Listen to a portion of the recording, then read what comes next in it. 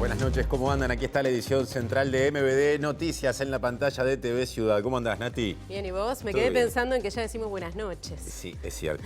Y nos queda un ratito todavía. Nos queda rato, sí. Esto recién empieza. Exacto, sí. Todavía estamos en ese periodo en el cual la luz va siendo cada día menos. Nos queda más de un mes en ese proceso. Sí, exactamente. Después empieza a avanzar, pero de a poquito. Es cierto, es cierto. Bueno, empezamos con los temas del día, que son unos cuantos. Es cierto, porque hubo reuniones. Se reunió el presidente de la República, Luis Lacalle Pou, con el ministro del Interior, Luis Alberto Heber, y se refirió al término de esa reunión, Heber, al aumento de los homicidios y apuntó contra el narcomenudeo. Dijo que pidió más recursos durante la reunión, así como la creación de una nueva fiscalía. Y en lo que va de mayo, recordemos, hubo 16 asesinatos, misma cifra que en la totalidad del mismo mes del año pasado.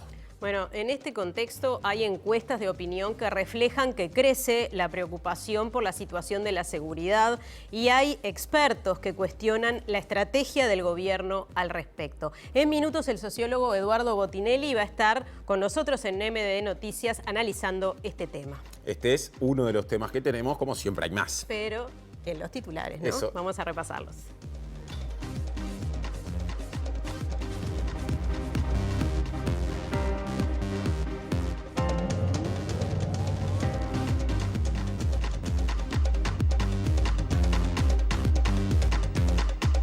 Economía y Finanzas rechazó aplicar la reducción de IVA en productos de la canasta básica como solicitó el Senado por unanimidad. El Frente Amplio va a interpelar a la ministra de Economía y Finanzas, Azucena Arbeleche, por aumento de la pobreza, baja de salarios y suba de precios. Ruptura en los sindicatos policiales. Gremios del interior lanzan mañana la Coordinadora Nacional de Sindicatos Policiales. Ex socios y socias de Casa de Galicia denunciaron en el Senado una serie de incumplimientos por parte de las mutualistas a las que fueron derivados y derivadas. El tema de la seguridad pública vuelve a la agenda y podría complicar al gobierno.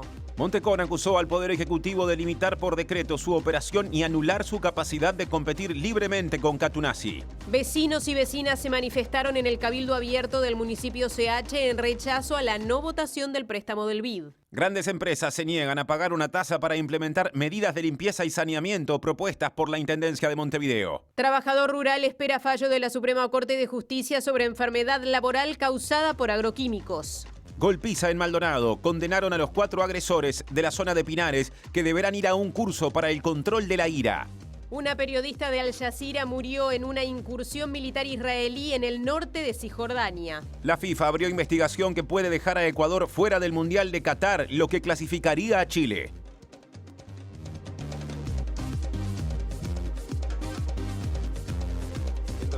FM, Uniradio, radio de la Universidad de la República, para seguirnos por esa otra vía. Uniradio.edu.uy. Además, también. La página web, como siempre. Exacto, y salimos a exteriores. Es cierto, móvil pronto en el comienzo de este MBD Noticias edición central. Adelante, buenas noches.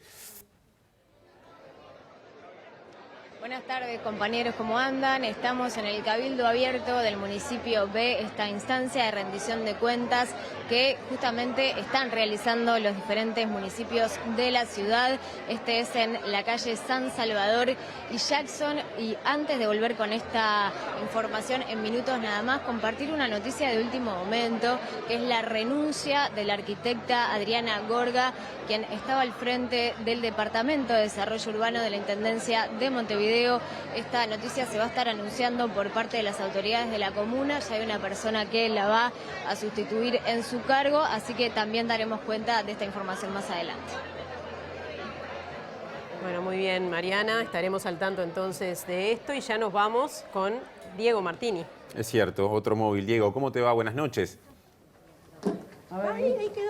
Hola Natalia, hola Martín, ¿qué tal? Buenas noches, nos encontramos acá en la olla Gruta de Lourdes, una de las tantas ollas que viene funcionando hace 2 años acá en la zona de la Gruta de Lourdes, donde vecinas y vecinos se organizan para darles de comer al barrio. Ya, bueno, se entregaron varias porciones hoy, así que en un ratito vamos a estar conversando con vecinas y vecinos que están por acá. Bueno, y seguimos en estudios, pero recibimos a otra compañera. Claro, porque titula o hace su avance Julieta Núñez Tomás. ¿Cómo te va, Juli? ¿Cómo están, compañeros? Hoy vamos a hablar de un tema del que quizás no estamos tan acostumbrados a hablar porque no está en este momento en agenda, pero que tiene que ver con los trabajadores rurales, con el trabajo en el campo y también con la utilización de agroquímicos y cómo eso puede afectar la salud de los trabajadores. En este momento, el trabajador Julio de los Santos, que era un trabajador que trabajaba en la parte de la maquinaria de Arrozal 33, está apelando una decisión de un tribunal de apelaciones, justamente haciendo un recurso de casación frente a la Suprema Corte de Justicia para que una empresa, esta empresa Arrozal 33, le pague una indemnización por su enfermedad vinculada a su labor y a su contacto con los agroquímicos. Vamos a saber un poco más cuál es la historia de Julio de los Santos y qué es lo que sucedió en estas distintas instancias judiciales que en una primera instancia fallan a favor del trabajador y en una segunda a favor de la empresa. Vamos a ver en qué termina todo eso. Bien, estaremos atentos también a eso, Julieta. ¿Y qué se dijo hoy, Martín? Bueno, tiene que ver con desarrollo ambiental. Vamos con un adelanto. Está decidida a seguir adelante con la estrategia de limpieza, más allá del bloqueo al préstamo. Nos causó sorpresa el planteo de la Intendencia. No tenemos los detalles y claramente nos tenemos que reunir para conocerlos. Cuenta además Alfredo Antía, Cámara de Industrias, ante Guillermo Monchequi de la Intendencia de Montevideo, porque bueno, los anuncios del viernes pasado de la intendenta Carolina Cose generan o abarcan también al plano industrial y ahí se genera una discrepancia de la que sabremos más. Bueno, sobre discrepancias es el próximo tema que vamos a presentar porque la bancada del Frente Amplio decidió, como decíamos en titulares, interpelar a la ministra de Economía, Azucena Arbeleche. La instancia se da en un contexto de preocupación por el aumento de la pobreza en todas las franjas etarias, problemas en el empleo, en el manejo de los datos oficiales, la recuperación del salario real y aumento de precios, según informó la diputada Betiana Díaz, que será la interpelante. La oposición exige un plan de atención post-pandemia, ya que se entiende desde el Frente Amplio que se evidencian los impactos de la situación sanitaria vivida en los últimos 2 años y que también hay una omisión de medidas para contener la situación socioeconómica derivada justamente de la pandemia. Díaz explicó que hay un plazo estipulado de unos 15 días para concretar la interpelación, pero depende de la jerarca. Bien, este es uno de los varios temas vinculados a la agenda parlamentaria que tenemos hoy. Y a la economía, ¿no? Sí. Porque el Ministerio de Economía y Finanzas informó al Parlamento la decisión de no aplicar la reducción de IVA a los productos de la canasta básica. Claro, una iniciativa que recordemos había sido elevada, digamos, o impulsada, mejor dicho, por unanimidad desde el Senado. Las minutas que se pueden elevar o lo que el Poder Legislativo entienda que el Poder Ejecutivo tiene que tratar, no deja de ser una aspiración. No puede dejar, pero no deja de ser una aspiración y una buena intención. Quien maneja la economía del país es el Ministerio de Economía y el equipo económico. ¿Se está manejando bien el gobierno en cuánto pueden ser las renuncias fiscales? ¿Tá? Y cómo eso impacta en la población? Y cómo eso no nos puede generar mayores problemas del futuro. En eso es cómo se maneja bien el gobierno. El Ministerio de Economía informó que la reducción de IVA en el asado, productos panificados y harinas tendrá un costo fiscal de 3,8 millones de dólares. Sin embargo, no está previsto extender estas medidas a otros productos. Lo que nos dijo el subsecretario Irastorza es que no va a haber más medidas de exoneración de precios, así que la minuta que salió por unanimidad del Senado no va a tener efecto. Es decir, no está ni siquiera respondiendo el Poder Ejecutivo a un mensaje muy fuerte que le están enviando también los socios de la coalición a través de esta minuta, ¿no? Pero hoy fue tajante. Tras la comparecencia de las autoridades del Ministerio de Economía y Finanzas, la bancada del Frente Amplio analiza eventuales medidas, entre ellas la interpelación a la ministra de Economía, Azucena Arbeleche, por la situación de precios. En abril de este año la demanda laboral se ubicó 10% por debajo que en el mes anterior, lo que equivale a 503 ofrecimientos de trabajo de parte de las empresas menos, justamente si se compara abril con marzo. Esto se desprende del monitor en la materia de la consultora Advice. Comercio, logística y finanzas fueron las áreas de peor desempeño.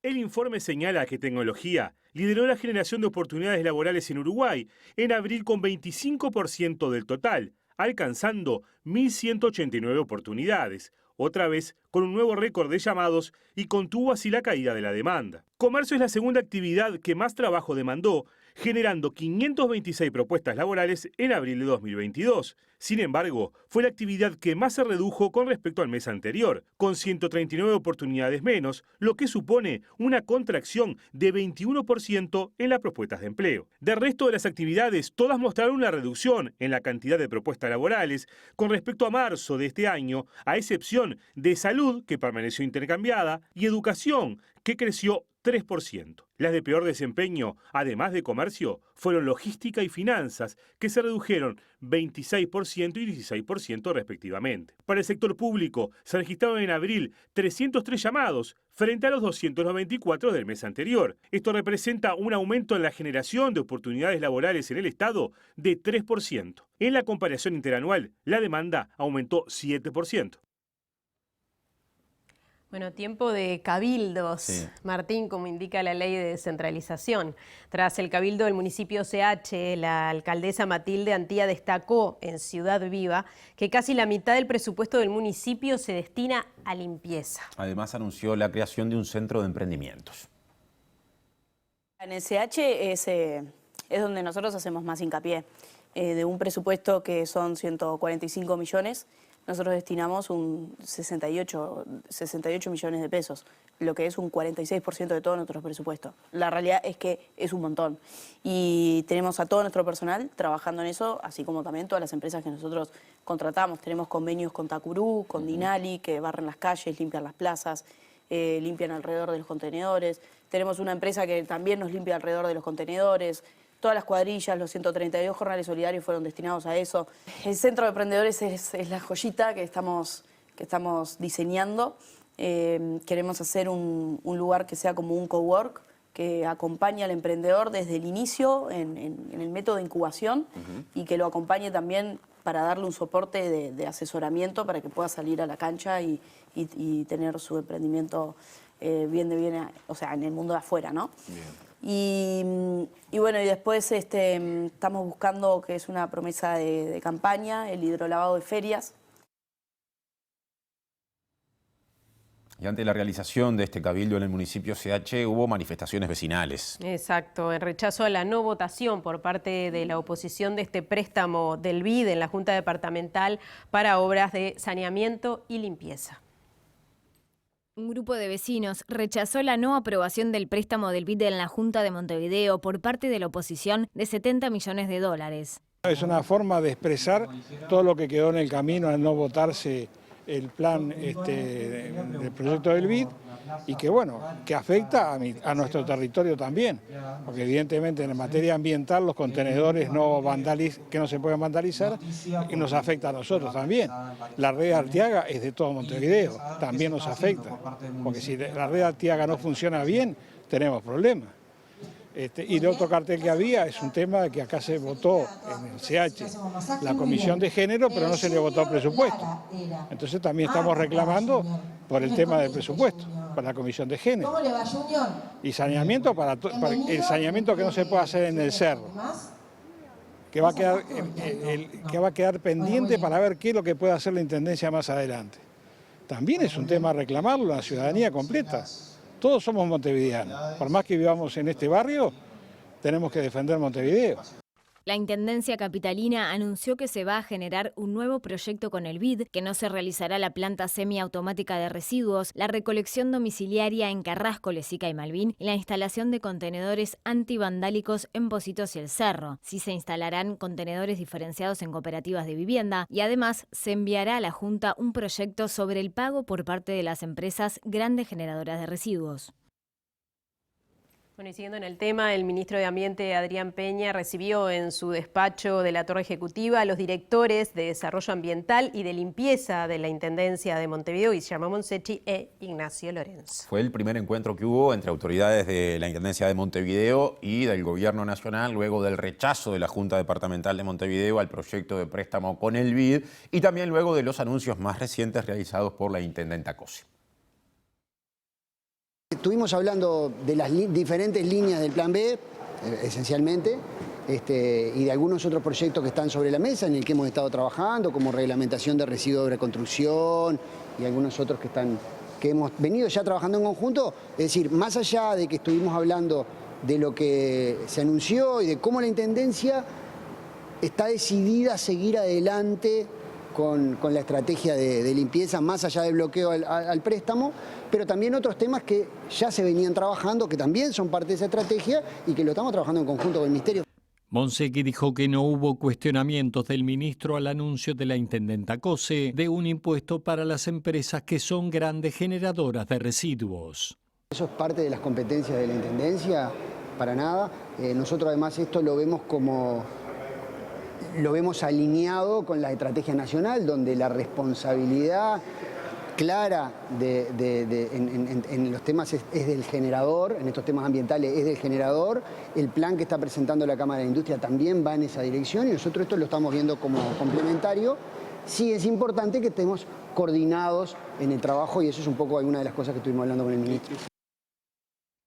Y desde la Cámara de Industrias del Uruguay se expresó sorpresa justamente tras el anuncio en su momento hecho el viernes pasado por la intendenta Cose de generar lo que se definió como un ingreso que pagarían las empresas grandes generadoras de residuos para implementar medidas en paralelo de saneamiento y limpieza. Alfredo Antía, presidente de esa Cámara, dijo que trabajan junto al Ministerio de Ambiente en un plan de recuperación de residuos. Nos causó sorpresa el planteo de la Intendencia. No tenemos los detalles y claramente nos tenemos que reunir para conocerlos y eventualmente para intercambiar alternativas, ¿verdad? Somos conscientes de la decisión que tomó la Junta Departamental de Montevideo y ahí es donde tenemos una suerte de punto de encuentro entre lo que es la responsabilidad y la obligación de las empresas que marca la ley y lo que son las tareas municipales, en este caso de Montevideo. Antía explicó que la ley de envases obliga a las empresas que para 2025 recuperen el 50% del material que vierten al mercado, pero hoy solo se recuperan 4.000 toneladas al año. La Cámara de Industrias elaboró un plan que fue aprobado por los técnicos del Ministerio de Ambiente y espera la firma del ministro, que permitiría multiplicar por 15 la capacidad de recuperación de residuos. El plan implica separar la basura en los domicilios, llevarlas hasta los puntos de recolección en todo el país y un sistema de reembolso por envase. Y una cosa muy novedosa que agrega este plan, que es el llamado sistema de depósito-reembolso, por el cual cuando compramos una botella, cuando compramos digamos, cualquier elemento que sea cilíndrico, que sea tipo un tubo, ese producto va a valer 2 o 3 pesos más, que en el momento en que lo devolvemos en el punto donde lo vamos a llevar, nos lo van a reintegrar. Este material se recuperará para crear otros productos. Bueno, salimos del estudio una vez más un ratito. A ver qué cuenta Diego Martini. Diego, adelante. Martín, Natalia, bueno, como les contaba, nos encontramos acá en la olla Gruta de Lourdes, una olla que funciona hace 2 años. Primero funcionaba en una plaza por acá cerca y ahora bueno, se trasladó acá a la zona de Casaballe, barrio municipal, campos de Trapani. Estuvimos hace un rato por acá con Mirá Montevideo, seguimos acá ahora ya con la olla vacía, con las 2 ollas llenas vacías que llevan unas 500 porciones más o menos, que son lo que están repartiendo de lunes a viernes, vecinas y vecinos que están organizados acá, recibiendo donaciones, recibiendo bueno, lo que se manda desde el MIDES y lo que se manda de la Intendencia para cocinar a los vecinos, que si ellos no les cocinan, no tienen nada para comer. Vamos a conversar con María, que muy amablemente accedió a conversar con nosotros, que María, bueno, viene todas las noches por acá. ¿Todo bien, María? Todo bien. ¿Hace cuánto que venís acá? Ya hace 2 años. Los 2 años que comenzó la olla y desde que vengo. ¿Antes ibas a la plaza? Sí, claro. Antes iba a la plaza y también las ayudaba porque ellas empezaron haciendo unas tortas fritas para juntar, para poder hacer la olla, entonces nos juntábamos y colaborábamos y ofrecíamos las tortas fritas a voluntad para poder conseguir las cosas. Y desde ahí, bueno, se generó todo esto que costó porque no tenían un techo, no tenían carpa, no tenían nada, día de lluvia, era horrible haciendo malabares para poder cocinar, pero la olla salía y hasta el día de hoy fueron fuertes y aguantaron montones y pienso que pues mucho más. Y vos siempre venís a llevarte un plato. Sí, en realidad no me llevo uno, me llevo 11. Y ta, jamás me quedo sin nada porque digo, si no tienen para cocinar, siempre te están solucionando el tema comida, siempre están dando las cosas que uno necesita. Está la comida, está la leche, a veces hay tortas, a veces hay pizzas, a veces depende lo que tengan para cocinar y si no, se les da dulce, fruta, o sea, no te vas sin nada, venís y no te vas sin nada. ¿Por qué tuviste que empezar a venir a la olla? Y la olla, o sea, yo vengo desde un principio, yo soy madre soltera. Y falta de trabajo, falta de tiempos para poder salir de mi casa. Yo tengo 5 niños menores de edad y 5 mayores, ¿cómo es? Y la necesidad de no tener para darles de comer, de no haber trabajo, es lo que te lleva a venir de una olla a poder conseguir y llevar las cosas para tu casa. Si no es por la olla, ¿cómo haces? Y si no es por la olla, bueno, tendría que salir a la calle a hacer volqueta, a requechar, a pedir puerta a puerta, es lo que queda, porque después trabajo no hay. O sea que es la olla que uno viene fijo porque sabe que las cosas están. Pero si no tuviera la olla, tendría que salir a la calle a requechar, porque es así.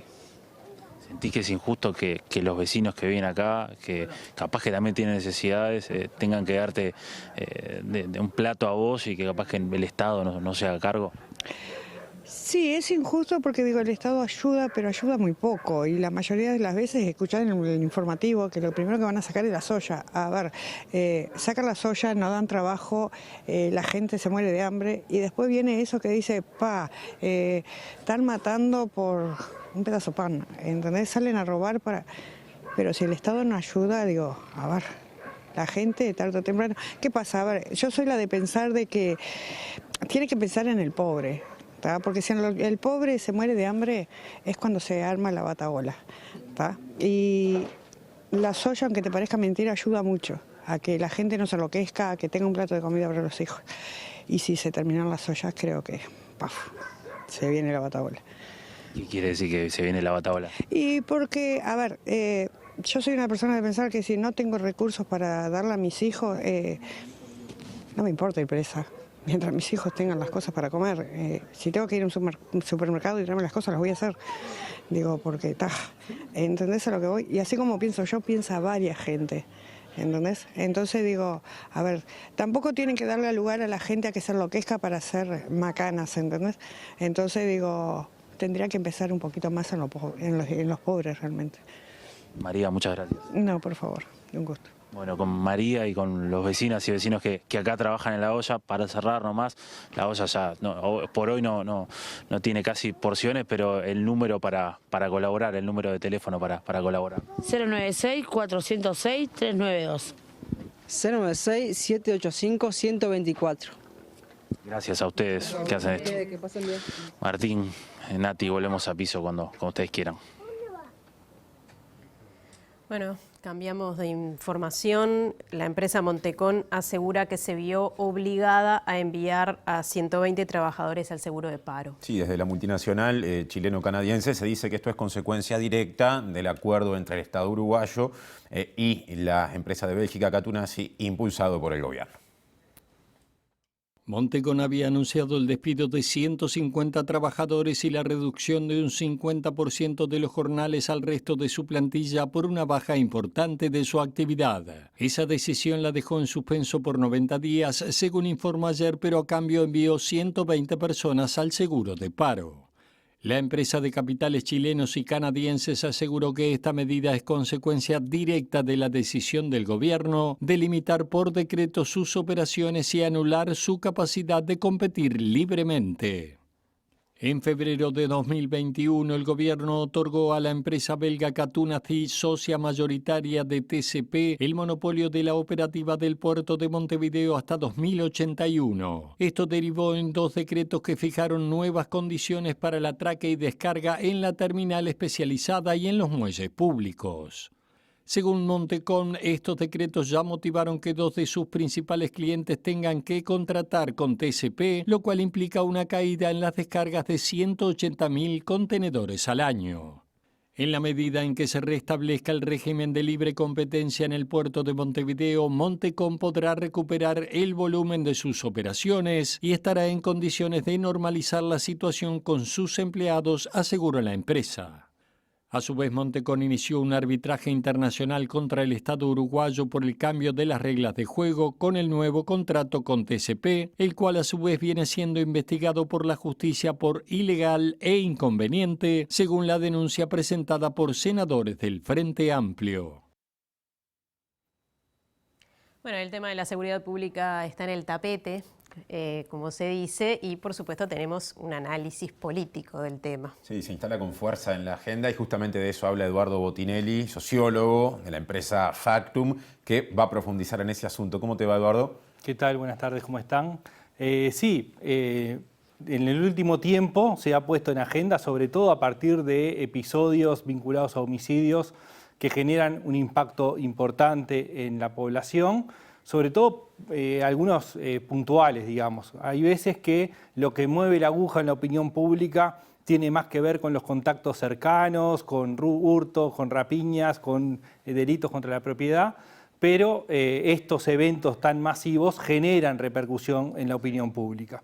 Y de hecho, si nosotros miramos lo que ha sido la evolución en la opinión pública de la importancia, de la preocupación, sobre la seguridad pública, lo que vemos es que acá tenemos 4 grandes temas de preocupación, ¿no? ¿Qué vemos? Que el primer tema vienen siendo los temas económicos, que lo estuvimos viendo semanas anteriores. Es decir, se han posicionado en el último año en el primer lugar. Luego tenemos la seguridad pública sobre el final, es decir, sobre febrero de este año, que es la última medición de esta línea, de este tema. Y hay otros temas, fundamentalmente la pandemia, que se han ido retirando de la preocupación. Si nosotros vemos, la pandemia es la línea amarilla, arranca en el 21% en mayo del año pasado, cae al 14% en julio del año pasado y luego se ubica en el 7 o 6%. Esa caída de la preocupación de la pandemia se va viendo transformado, digamos, en preocupación en la seguridad. Y ahí sí, pasamos al otro gráfico para ver detalladamente cómo es lo que ha sido la evolución de la preocupación sobre la seguridad pública.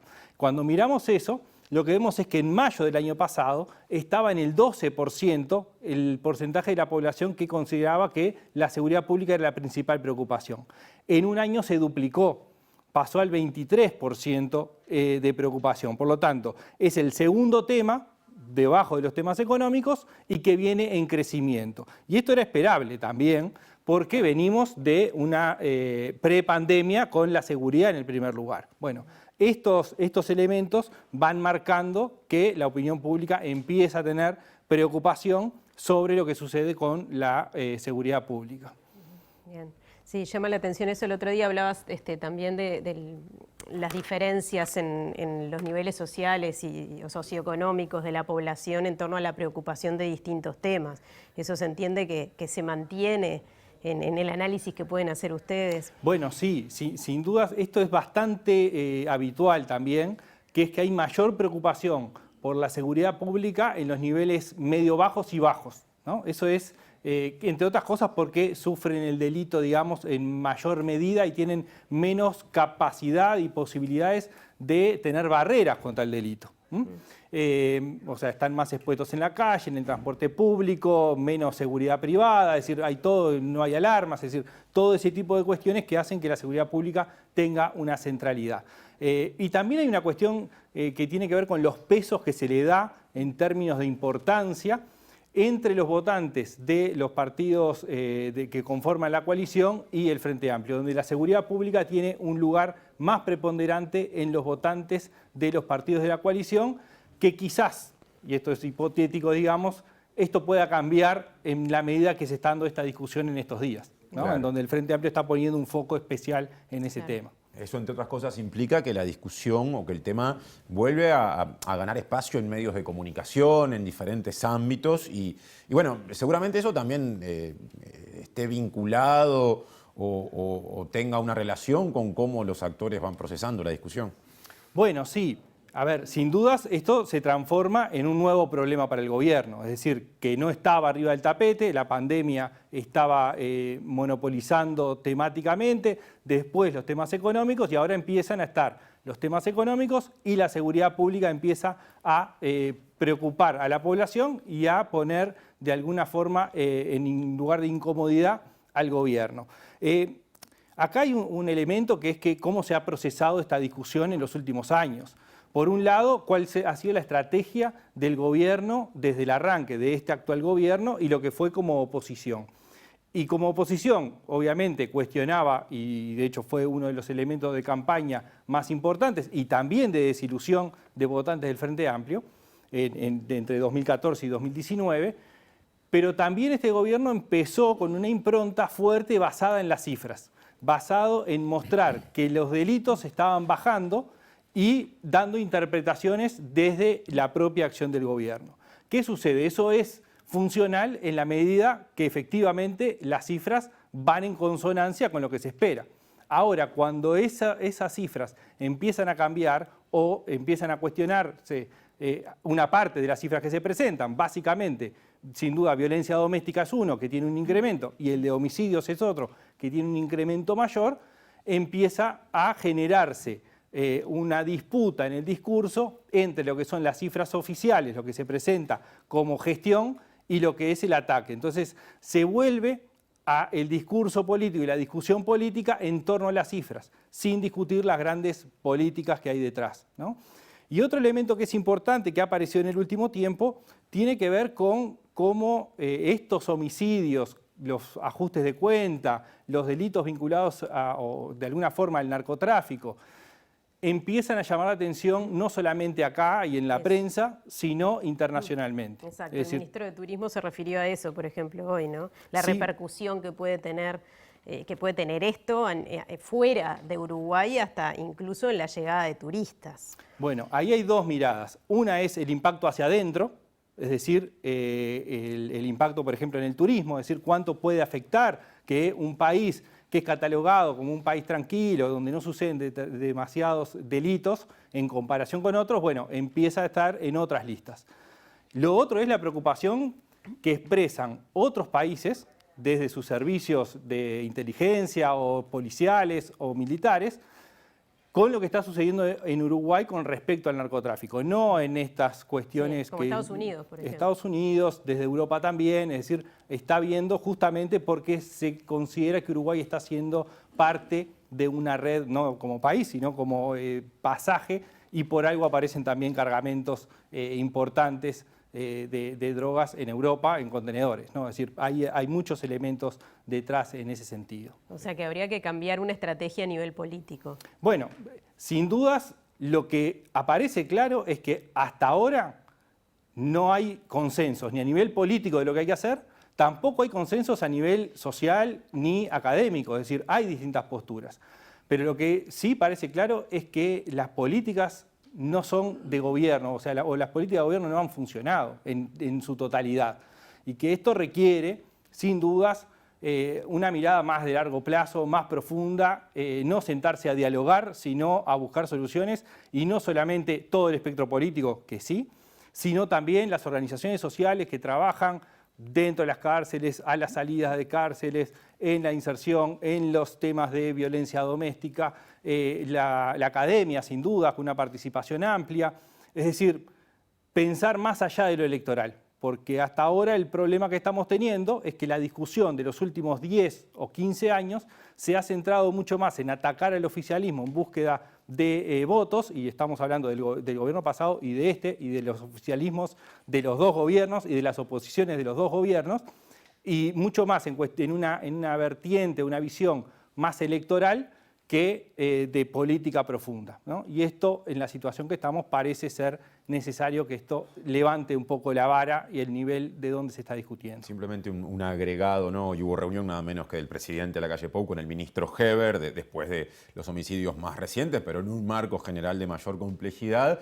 Y no hubo rectificación de rumbo de parte del ministro. De alguna manera dio la impresión de que se insiste con que se está actuando bien y bueno, y se habló sí, por ejemplo, de reforzar algunos quizá recursos, pero no más allá, Eduardo.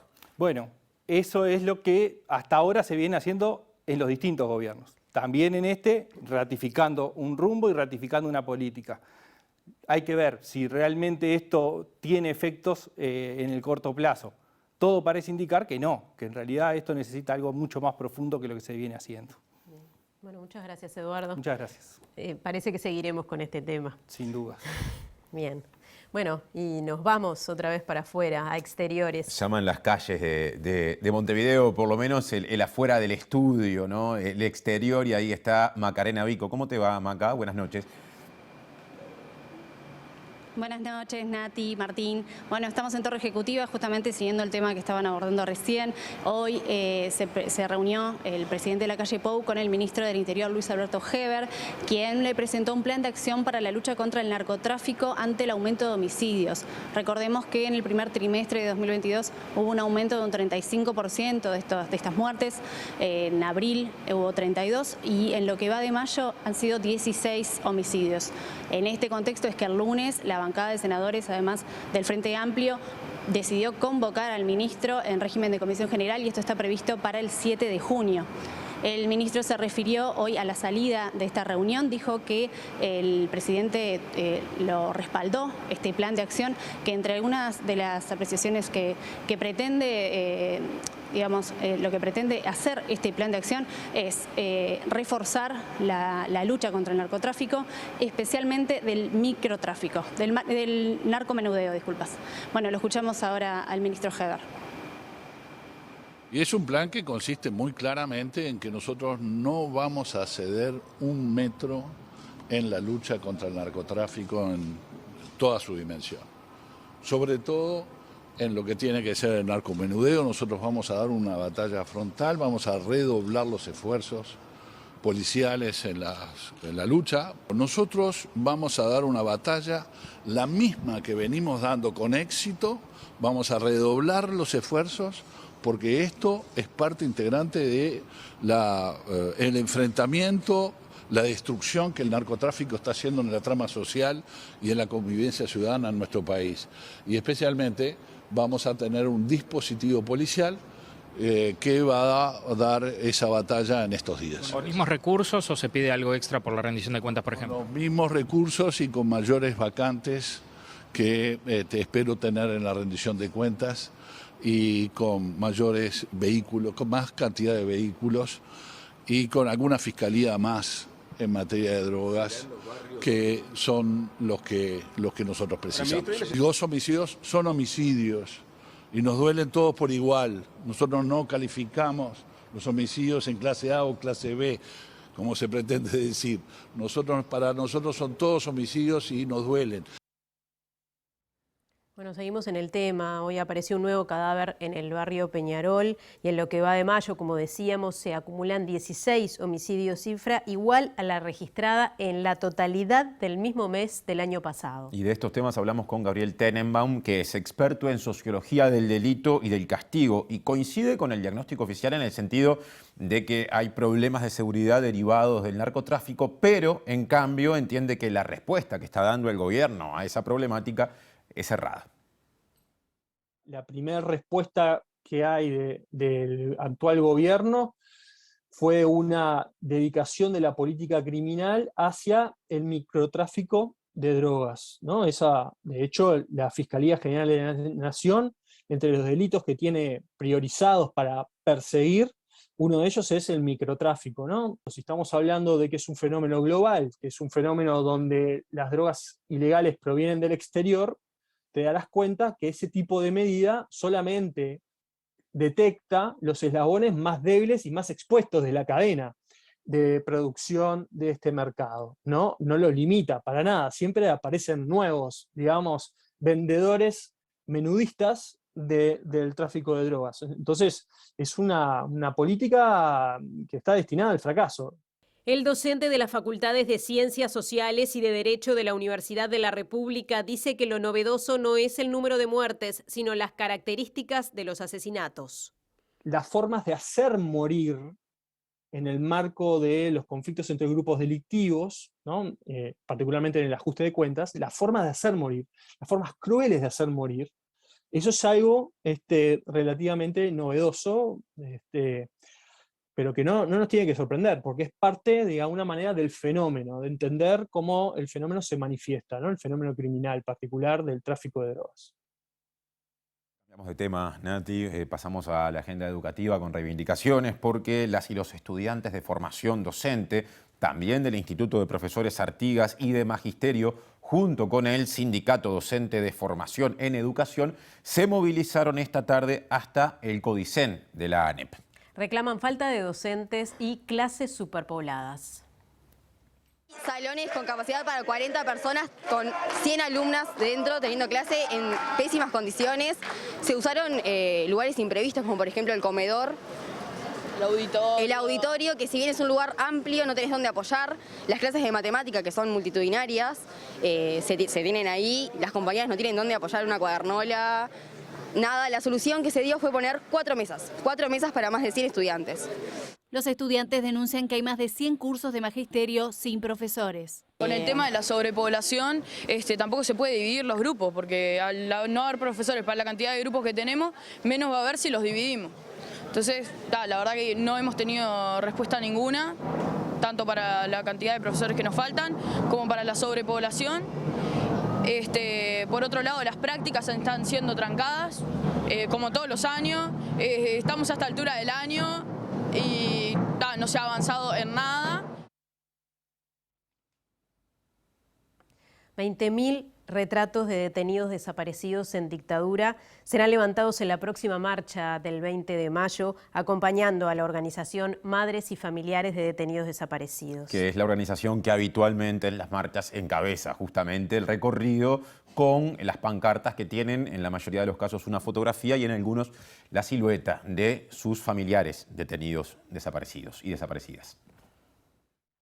La iniciativa es coordinada por la Organización de Madres y Familiares de Detenidos Desaparecidos e Imágenes del Silencio, proyectos sin vinculaciones partidarias de un colectivo de varios fotógrafos que busca mantener viva la memoria sobre los desaparecidos por la última dictadura uruguaya. Los carteles se repartirán entre el público que concurra y al momento que se emita el himno nacional está previsto que se levanten las miles de imágenes. La iniciativa busca sumar al concepto de abrazar a los desaparecidos, a que este año la marcha vuelve a la calle tras la emergencia sanitaria y a la idea de que todos somos familiares. El colectivo Imágenes del Silencio realizó en 2020 una serie de fotos con referentes de distintos sectores de la sociedad, abrazando los retratos de los 196 desaparecidos que cada 20 de mayo encabezan la Marcha del Silencio. Y el colectivo Memorias del Silencio hoy difundió un nuevo spot, un segundo spot. En este caso de Milka González, para convocar a la próxima marcha que será la número 27. Este 20 de mayo volvemos a la calle.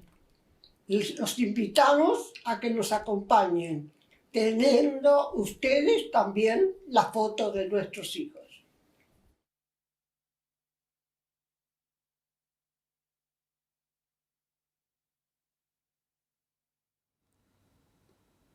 Casi 400.000 turistas llegaron a Uruguay en la temporada de verano. El principal destino fue Punta del Este, seguido de Montevideo. Sí, 60% de las y los turistas que ingresaron fueron de Argentina o llegaron desde Argentina, con esa nacionalidad, quiero decir, seguidos de 18% con nacionalidad brasileña y gastaron 383 millones de dólares.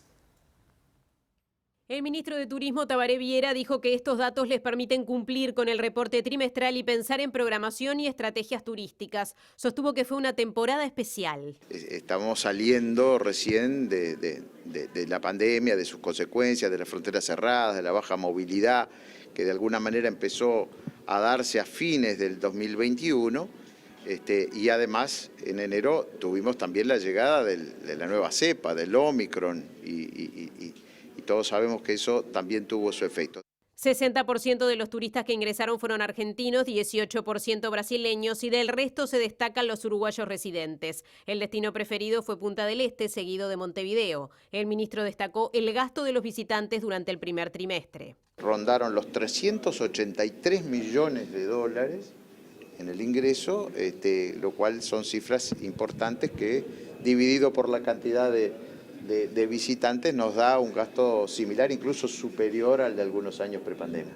El ministro Viera dijo además que la semana de turismo fue buena, pero los datos se verán reflejados en el próximo trimestre. Tuvimos una movilidad interna importante que ahora empezamos a medirlo con algunas nuevas herramientas. Y allí la movilidad, lo que tuvo esta semana de turismo fue más continua durante toda la semana, que fue, si se quiere, mejor a algunas semanas prepandemia, ¿no? El ministro reconoció que preocupa a la cartera el tema seguridad y los delitos vinculados al narcotráfico. Por supuesto que la seguridad influye en la vida de todo el país y en todas las actividades, y ni que hablar en el turismo.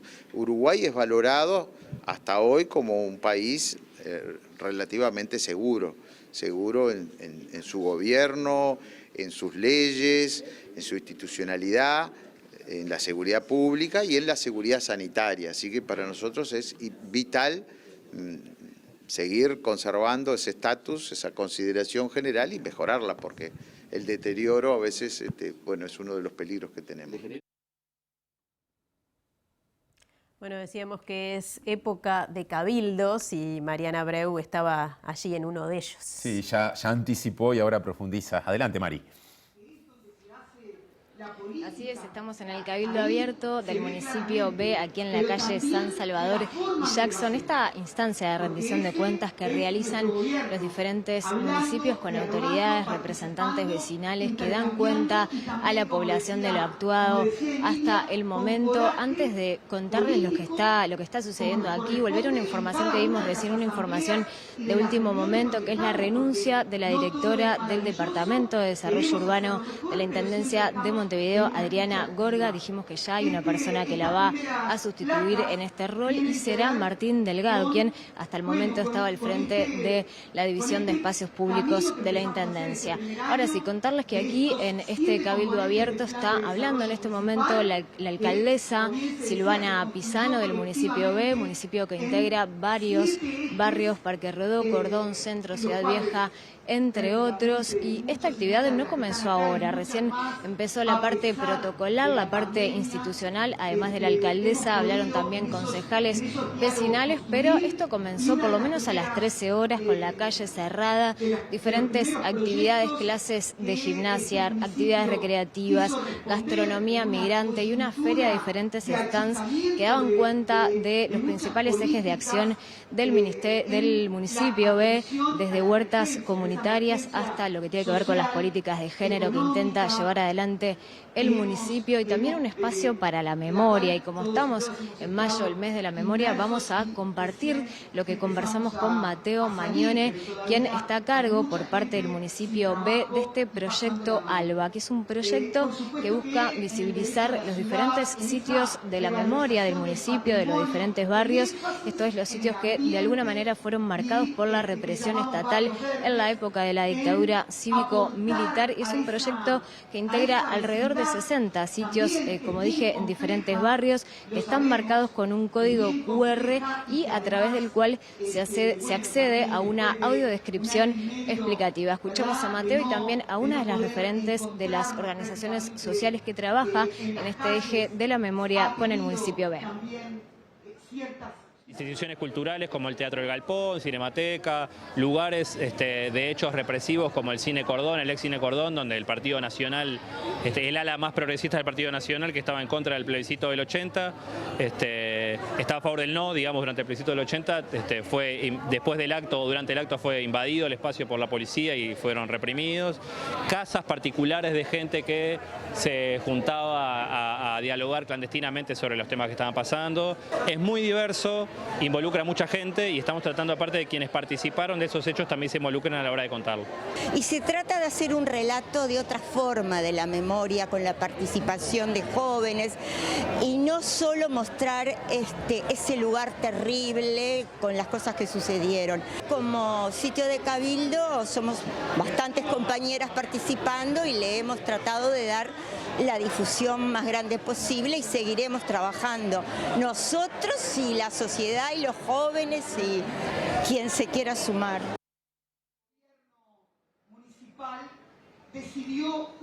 Muy bien. Luego de repasar lo que fue esta jornada desde las 13 horas de Cabildo Abierto del municipio B, contarles que aquí está hablando la alcaldesa Silvana Pisano. Están presentes también autoridades de la Intendencia, vecinos, organizaciones sociales, ediles, en fin, varias personas que se arrimaron aquí a la calle San Salvador. Los dejo con las palabras de Silvana Pisano. Vamos a dar cuenta después por proyecto concreto, que es un desafío bien grande que estamos llevando adelante en el municipio. Pero esto es para tener bien claro ese 40% de inversiones, dónde estuvo ese énfasis en este año que hemos pasado, en este nuestro primer año. Y yo diría que hicimos como una síntesis, hay como tres áreas en las cuales nos enfocamos en las inversiones. Una que llamamos los bienes comunes, porque eso, ¿verdad?, es lo que queremos transitar de lo público a los bienes comunes. Está esa apropiación que pasó en esas mesas anteriores, que es por parte de la ciudadanía organizada, de los colectivos, haciendo y profundizando que lo público sea público. Así que vamos a ver dos infraestructuras para el uso colectivo, una con el patrimonio, que es la recuperación del solar de Artigas, que el municipio ya venía, no veo si está el alcalde anterior que tuvo un trabajo bien importante para esa recuperación y que este gobierno municipal puso para un énfasis para poner a punto, que es nada más ni nada menos que la casa donde nació Artigas en Ciudad Vieja. Y la Biblioteca Popular Morosoli, que ahí también hay una nueva sede. Bueno, estamos escuchando entonces a la alcaldesa del municipio B, Silvana Pisano, que está haciendo esta rendición de cuentas, una instancia muy importante para vecinas y vecinos que, como vimos en este caso, tienen una gran participación. Ya anunciamos, lo hizo Julia al comienzo del MBD Noticias Central de hoy, de qué viene el informe. Bueno, la historia y el presente de Julio de los Santos, ex trabajador de Arrozal 33. A continuación, adelante, Juli. Muchas gracias, compañeros. Así es, vamos a hablar de él. Vamos a hablar además de lo que atravesó en términos de justicia y cuál es la situación en la que se encuentra ahora. Como decíamos recién, cuando me decía Tincho, Julio de los Santos trabajó durante varios años en el mantenimiento de máquinas y como soldador en Arrozal 33, esta arrocera que se encuentra cerca de la localidad de Vergara, justamente en el departamento de 33, y allí enfermó. Y lo que se determinó luego en varias pericias y lo que determinaron los médicos que lo trataron es que hoy en día Julio sufre de una neumonitis por hipersensibilidad que fue causada por la exposición a polvo orgánico y a sustancias químicas. Hoy en día Julio es oxígeno dependiente, tiene que estar las 24 horas conectado a oxígeno, además no puede realizar ningún tipo de actividad física, no puede estar en contacto con sus familiares o sus hijos si tienen algún tipo de cuadro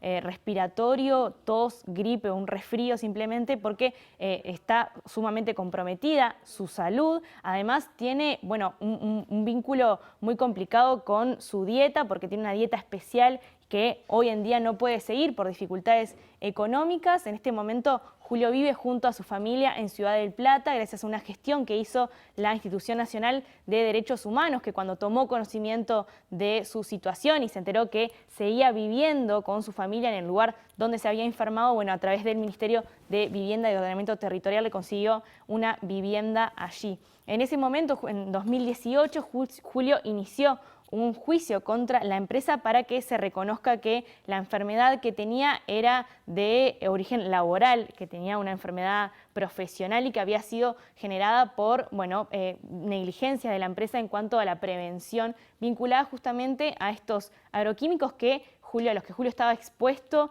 por la fumigación y también porque los utilizaban para limpiar las máquinas con las que él trabajaba. En ese juicio hubo 3 pericias médicas para llegar finalmente a un fallo. Una fue solicitada por la jueza, otra por la empresa y otra por el trabajador. En la pericia que fue solicitada por la jueza, que fue al Departamento de Salud Ocupacional del Hospital de Clínicas, se determinó que era una enfermedad profesional porque el trabajador no tenía dicha patología antes de trabajar allí. En el 2014 no tenía una patología de este tipo y porque la bibliografía consultada relaciona la patología que presenta el trabajador con la exposición a polvo orgánico. La pericia que hizo la médica que consultó o que solicitó la empresa no descartó que pudiera deberse a esto, pero no afirmó tampoco el origen de la enfermedad y finalmente la pericia que brindó el trabajador o que solicitó el trabajador sí señaló que era una enfermedad de origen laboral. ¿Cuál fue entonces el fallo de la jueza de primera instancia a partir de todos estos informes? Se conoció cerca de finales del año pasado el fallo de la jueza Elena Salaberry, que determinó que según las pruebas analizadas se podía concluir que existieron actos y omisiones de la empresa que implicaron el incumplimiento de normas de seguridad y prevención y que por lo tanto existe responsabilidad al respecto. La jueza también dice en esa sentencia que la exposición a factores contaminantes de naturaleza agroquímica o biológica durante el tiempo en que el actor se desempeñó en la Rosal 33 por incumplimientos de norma de seguridad y prevención configuró la culpa grave que merece el reproche jurídico. Este fallo de la jueza que se dio en primera instancia fue apelado por la empresa en el Tribunal de Apelaciones de Trabajo y en 27 días este tribunal resolvió o falló a favor de la empresa tomando y analizando un juicio que fue de más de 3 años. Nosotros hoy estuvimos con el abogado de Julio de los Santos y lo primero que le consultamos es cuál es la salud de Julio de los Santos y de su familia en este momento, tantos años después de iniciar esta demanda y encontrándose ahora en esta situación. La situación de Julio y de su familia sigue siendo muy delicada, cada vez es peor. En el tema de salud, que es lo más importante, cada vez se agrava más. Incluso lo que surge de la historia clínica y de los informes médicos recientes, todo obedece a la misma causa, que fue su trabajo en Rosal 33, la exposición a agroquímicos, entre otras cosas. A su vez también su compañera sigue padeciendo temas de salud. Y en lo económico también cada vez es peor la situación. Siguen esperando, por un lado, por un resultado del juicio. Y por otro lado también, recientemente, aunque no lo han notificado, han surgido inconvenientes en relación a la pensión que recibe el Banco de Previsión Social, además de la jubilación, que parecería ser que se la suspenderían, pero eso formalmente todavía no ha sido notificado. Esto dice el abogado. ¿Cuáles son los pasos a seguir con este estado de situación, Juli? Bueno, como decíamos al principio, en realidad lo que decidieron hacer fue un recurso de casación frente a la Suprema Corte de Justicia. Ahora queda que esta Corte analice lo que falló el Tribunal de Apelaciones en segunda instancia, pero van a esperar obviamente ese fallo y si ese fallo no es favorable quizás lo lleven hacia la Comisión Interamericana de Derechos Humanos para denunciar ante la Corte Interamericana de Derechos Humanos. Y en el caso de Julio los hubo, informes médicos, peritajes en toda la primera instancia, informe del Banco de Seguro, informe del Banco de Previsión Social, su historia clínica y en particular los 3 peritajes, uno de ellos de la Cátedra de Medicina de la Universidad de la República, donde se constataba lo que se llama el nexo causal o la relación de causalidad entre el trabajo que realizaba Julio, la exposición que él tenía permanente a agroquímicos, porque allí en esa zona de Rosal, en lo que se llama Pueblo Rosal, viven los trabajadores rurales en un mismo lugar. Y en este caso, tanto Julio como su compañera y su familia vivían allí. Y en los peritajes surge claramente de que hay un nexo causal entre esa actividad y esa vivienda de Julio en ese lugar y el incumplimiento de la empresa de normativa laboral de prevención y seguridad, que fueron las que causaron el daño. Ahí hay otro argumento que en principio no compartimos y por eso lo planteamos en la casación ante la Corte, que es cómo se valoró esa prueba. Son claros los peritajes, plantean esa causalidad y también de parte de la juez de primera instancia se había entendido que había esa, como se llama, culpa grave para responsabilizar a la empresa. La Corte puede, como decíamos, casar la sentencia y volver al estado de situación de la primera instancia o quizá confirmar y darle la razón a la empresa. Y en ese caso, bueno, Julio podría contar con un último recurso, que es la presentación de una denuncia ante la Comisión Interamericana de Derechos Humanos para que ella lo evalúe y eventualmente presentar el caso ante la Corte Interamericana de Derechos Humanos contra el Estado uruguayo.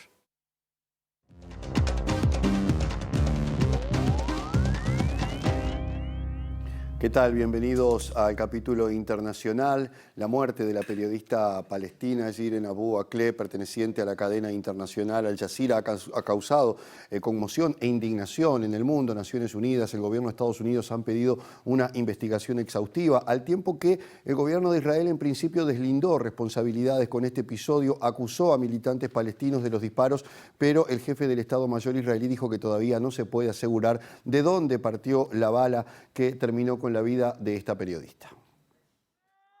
Tras 2 ceremonias fúnebres improvisadas en la ciudad de Jenin, donde un disparo en la cabeza terminó con su vida, y luego en Nablus, donde se le practicó una autopsia, los restos de la periodista llegaron en ambulancia a Ramallah, donde la esperaba una conmocionada multitud. El periodista Ali Samoudi, que se encontraba hoy junto a Abu Akleh y que recibió un disparo en la espalda durante la redada, también responsabilizó a las tropas israelíes y señaló que el disparo que mató a su compañera tuvo lugar en una zona en la que no había enfrentamientos armados con milicianos palestinos. El primer ministro israelí Naftali Bennett, por su parte, desligó a sus fuerzas de la responsabilidad por el asesinato desafortunado de la periodista y se lo adjudicó a los milicianos palestinos de Jenin, que, según dijo, disparaban indiscriminadamente en ese momento, pero el jefe del Estado Mayor, Avi Koabi, matizó la versión oficial del gobierno y dijo que en esta etapa no es posible determinar quién fue que disparó, al tiempo que lamentó la muerte de la periodista. Abu Akleh, de 51 años, nació en Jerusalén en 1971 y residía actualmente en Beit Hanina, en el este ocupado de la ciudad, donde cientos de personas se congregaron hoy también en su domicilio para dar el pésame a la familia. A través de un comunicado, Al Jazeera instó a la comunidad internacional a repudiar el asesinato y a responsabilizar a las fuerzas israelíes por atacar y matar intencionalmente a la reportera, en lo que dijo fue un flagrante asesinato violando las leyes y normas internacionales. Y otro crimen que también ha conmocionado es el del fiscal paraguayo en Colombia, Marcelo Pecci, que se produjo en la jornada de ayer mientras pasaba su luna de miel en una isla cerca de Cartagena. Las autoridades colombianas dicen que tienen un identikit de uno de los atacantes y también datos de quién sería el segundo hombre que llegó en una moto náutica para ejecutar al fiscal paraguayo. Se manejan varias hipótesis. Una directamente está vinculada con un clan narcotraficante paraguayo, pero las autoridades colombianas no descartan otras opciones. Lamentamos lo ocurrido el día de ayer. El comisario Hugo Grance, jefe de homicidios de la policía paraguaya, afirmó que una de las hipótesis apunta al clan Insfran y confirmó este miércoles que fue identificado un segundo autor material del crimen, al tiempo que el comandante de la Policía Nacional, Gilberto Fleitas, aseguró que las autoridades creen que el seguimiento de Pecci pudo iniciarse en territorio paraguayo, recordando que el fiscal estuvo al frente de investigaciones que resultaron en condenas importantes contra narcotraficantes incluso fuera del país. El caso del mega operativo a ultranza Paraguay, uno de los últimos liderados por Pecci, se relaciona con la familia de narcotraficantes paraguayos de apellido Insfran, que transportaba cocaína colombiana a Europa en vinculación con un grupo de iglesias ubicadas en el país, mientras que la fiscal general del Estado, Sandra Quiñones, aseguró que el asesinato de Pecci es la respuesta que da el crimen organizado al trabajo del Ministerio Público. Medios colombianos informaron otras hipótesis que manejan las autoridades y el periódico El Tiempo indicó que podrían existir otros 2 posibles móviles del crimen, ya que algunos indicios apuntan a la organización internacional internacional libanesa Hezbollah porque Pechi colaboró en 2019 con la DEA en la extradición del libanés Nader Mohammad Farhat. Claudia Aguilera, la esposa del fiscal asesinado que lo acompañaba en el momento del atentado, sostuvo que no había amenazas previas y que ayer, cuando terminaron el desayuno y se dirigieron a la playa, 2 hombres llegaron en una moto náutica y uno se bajó y, sin mediar palabra, le disparó 2 veces al fiscal, que recibió un impacto en la cara y otro en la espalda. La inflación en Brasil alcanzó su máximo en 18 años. Estamos hablando de un 12,13% según los datos que se han divulgado en las últimas horas, lo cual estaría afectando también la campaña electoral del presidente Jair Bolsonaro, que pretende una reelección. La inflación en Brasil aumentó un 12,13% en los últimos 12 meses hasta abril, el máximo desde la variación interanual previa a octubre del 2003, impulsada principalmente por el aumento de los precios de los combustibles por parte de la semiestatal Petrobras, lo que determinó un crecimiento interanual de los precios prácticamente al doble que hace un año. La inflación acumulada en los primeros 4 meses es de 4,29%, situándose un punto por encima de la meta fijada por el Banco Central para todo el año del 3,5%, acercándose al máximo del rango meta de 5,25%. El Instituto Brasileño de Geografía y Estadísticas señaló que el producto con mayor peso en el índice de precios al consumidor fue la gasolina, la más utilizada por los vehículos particulares, que aumentó un 2,48% en abril y 31,22% en los últimos 12 meses, o el diésel, cuya suba fue del 4,74% el mes pasado, combustible principal en el transporte de carga. La situación se ve reflejada en aumentos importantes en los precios de la mayoría de los alimentos de la canasta básica, mientras que la economía sigue siendo el principal problema del país para la mayoría de los brasileños, y esa es una de las razones por la que el presidente Jair Bolsonaro no consigue crecer en las encuestas previas a las elecciones de octubre, según el director de la consultora Genial Quest, Felipe Núñez. Y precisamente esta encuestadora dio a conocer las cifras de los últimos sondeos que se han realizado hacia las elecciones del mes de octubre, publicadas por la CNN, sobre 2.000 entrevistas que le dan una intención de voto del 46% al expresidente Lula, 29% para Jair Bolsonaro, y mucho más lejos, con un 7%, aparecen Ciro Gómez, João Doria y Andrés Llanones con el 3%. Todos los demás candidatos apenas tienen un 1%. Hay un 3% que todavía no se ha decidido a quién votar. Pasamos a otro tema que tiene que ver con el fútbol, pero también tiene a varios países en danza, porque la situación que se plantea con el futbolista ecuatoriano o colombiano Byron Castillo puede determinar que este país, que clasificó directamente al Mundial, se quede afuera, y Chile, quien fue que realizó la denuncia sobre la nacionalidad del jugador, se clasifique al Mundial de Qatar. Menudo lío. A través de un comunicado, la FIFA anunció que abrió un procedimiento disciplinario en relación con el posible incumplimiento en los criterios de convocatoria del futbolista Byron Castillo por los 8 partidos que disputó con la selección de Ecuador en las eliminatorias para el Mundial de Qatar, e invitó a la Federación Ecuatoriana y a la Federación Peruana de Fútbol a presentar sus posturas ante la comisión disciplinaria de la organización. La resolución responde así a una denuncia interpuesta por la Federación de Chile ante esa comisión disciplinaria, en la que presentaba alegaciones sobre la posible falsificación de los documentos que conceden la nacionalidad ecuatoriana a Castillo. Según el organismo rector del fútbol, las investigaciones realizadas en Ecuador, entre ellas un informe jurídico de la Dirección Nacional de Registro Civil, declararon la existencia de inconsistencias en el certificado de nacimiento presentado por el jugador, y acusó a la Federación Ecuatoriana de tener total conocimiento de las irregularidades, por lo que una posible sanción de la FIFA podría implicar la quita de puntos a Ecuador por los partidos en que Castillo jugó, lo que alteraría la nómina de clasificados al Mundial. La selección de Ecuador se clasificó en forma directa para el Mundial y el defensa fue alineado por el seleccionador Gustavo Alfaro para los 2 partidos contra Paraguay y Chile, y en una ocasión ante Uruguay, Bolivia, Venezuela y Argentina, partidos clave para que el equipo lograse uno de los cupos directos para el Mundial, al tiempo que la Federación de Chile denunció que hay innumerables pruebas de que el jugador nació en Colombia. Bueno, nos vamos a una brevísima pausa. Y después hay más información, no se vayan.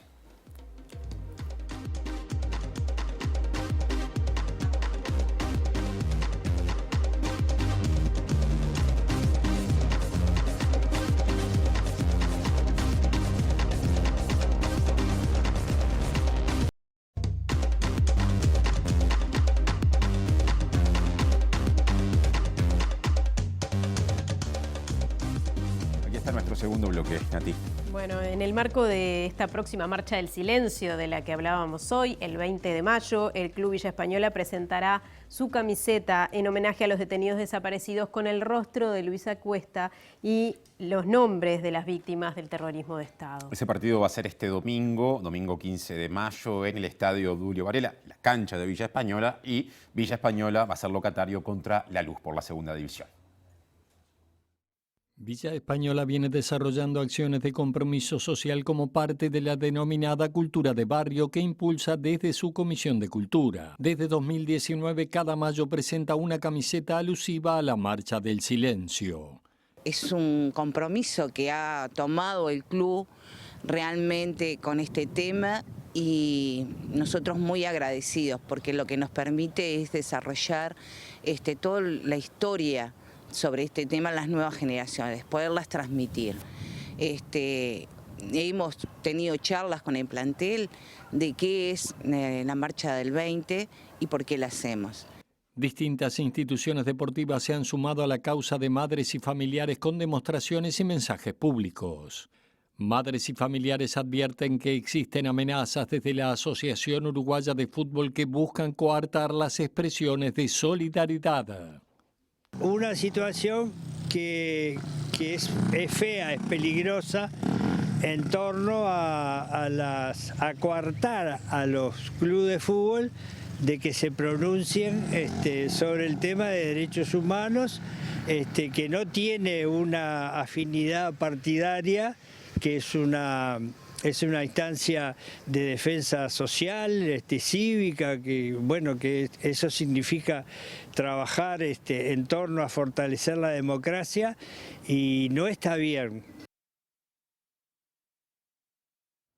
Bueno, nos vamos, ¿no? Y antes repasamos los datos del tiempo. A ver qué tiene previsto Inumet para las próximas 48 a 72 horas. Vemos ahí primero lo previsto para mañana, jueves 12 de mayo, para Montevideo y área metropolitana. En general, nuboso, algo nuboso. No se prevé que llueva en capital y cercanías. La mínima prevista 8 grados, la máxima 18. Baja la mínima el viernes 13 de mayo con 6 grados y una máxima de 20, pero un sol más a pleno. Es cierto, sí, va a estar algo mejor en ese sentido. Las temperaturas más distanciadas, las extremas. Y a medio camino el sábado, ¿no? Ahí tenemos un adelanto ya del fin de semana o el primer día, 14 de mayo, mínima 9, máxima 19. Bueno, nos vamos, ya viene el lado B, el tema vivienda. Con vivienda, sí, sí. Con Gustavo González de Fugban, presente en los estudios de TV Ciudad. Y como siempre en la despedida dejamos los titulares. Bueno, después viene la letra chica y nosotros nos reencontramos mañana a las 19 horas. Que pasen bien.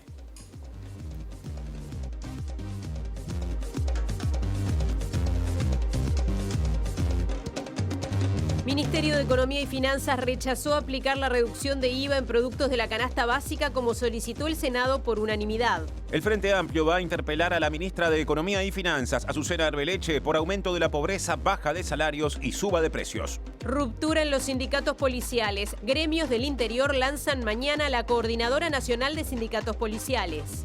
Ex-socios y socias de Casa de Galicia denunciaron en el Senado una serie de incumplimientos por parte de las mutualistas a las que fueron derivados y derivadas. El tema de la seguridad pública vuelve a la agenda y podría complicar al gobierno. Montecón acusó al Poder Ejecutivo de limitar por decreto su operación y anular su capacidad de competir libremente con Catunasi. Vecinos y vecinas se manifestaron en el Cabildo Abierto del municipio CH en rechazo a la no votación del préstamo del BID.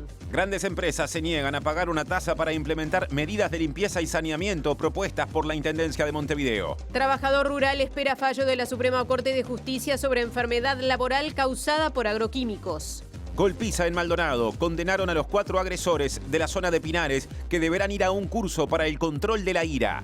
Una periodista de Al Jazeera murió en una incursión militar israelí en el norte de Cisjordania. La FIFA abrió investigación que puede dejar a Ecuador fuera del Mundial de Qatar, lo que clasificaría a Chile.